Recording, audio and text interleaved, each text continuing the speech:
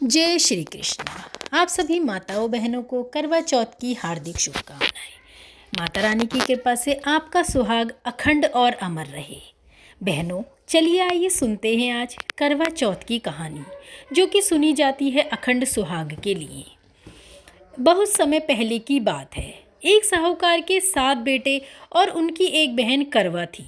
सभी सातों भाई अपनी बहन से बहुत प्यार करते थे, यहाँ तक कि वे पहले उसे खाना खिलाते और बाद में ही स्वयं खाते थे। एक बार उनकी बहन ससुराल से मायके आई हुई थी। शाम को भाई जब अपना व्यापार व्यवसाय बंद करके घर आए तो देखा उनकी बहन बहुत व्याकुल थी।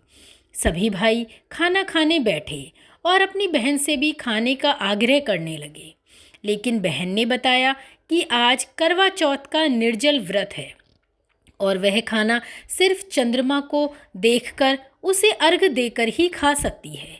चूँकि चंद्रमा अभी तक नहीं निकला है, इसलिए वह भूख प्यास से व्याकुल हो उठी। सबसे छोटे भाई को अपनी बहन की हालत देखी न गई और वह दूर पीपल के पेड़ पर एक दीपक जलाकर चलने की ओट में रख देता है। दूर से देखने पर वह ऐसा प्रतीत होता है कि जैसे चतुर्थी का चांद उदित हो रहा हो। इसके बाद भाई बहन को बताता है कि चांद निकल आया है, तुम उसे अर्घ देने के बाद अब भोजन कर सकती हो। बहन खुशी के मारे सीढ़ियों पर चढ़कर चांद को देखती है, उसे अर्घ देकर खाना खाने बैठ जाती है। वह पहला टुकड़ा मुंह में डालती है तो उसे छींक आ जाती है। जैसे ही दूसरा टुकड़ा डालती है तो उसमें बाल निकल आता है और जैसे ही तीसरा टुकड़ा डालने की कोशिश करती है, उसके पति की मृत्यु का समाचार उसे मिलता है और वह बुरी तरह बौखला जाती है। उसकी भाभी उसे सच्चाई से अवगत कराती हैं कि उसके साथ ऐसा क्यों हुआ है। करवा चौथ का व्रत गलत तरीके से टूटने के कारण देवता उससे नाराज हो गए हैं और उन्होंने ही ये सब कुछ किया है। सच्चाई जानने के बाद करवा निश्चय करती है कि वह अपने पति का अंतिम संस्कार नहीं होने देगी, अपने सतीत्व से उन्हें पुनर्जन्म दिलाकर रहेगी। वह पूरे 1 साल तक अपने पति के शव के पास बैठी रहती है, उसकी देखभाल करती है। उसके ऊपर उगने वाली सुईनुमा घास को वह एकत्रित करती जाती है। 1 साल बाद फिर करवा चौथ का दिन आता है। उसकी सभी भाभियाँ करवा चौथ का व्रत रखती हैं। जब भाभियाँ उससे आशीर्वाद लेने आईं तो वह प्रत्येक भाभी से यम सुई ले लो, पिया सुई दे दो, मुझे भी अपनी जैसी सुहागिन बना दो, ऐसा आग्रह करती है। लेकिन हर बार भाभी उसे अगली भाभी से आग्रह करने को कहकर चली जाती है।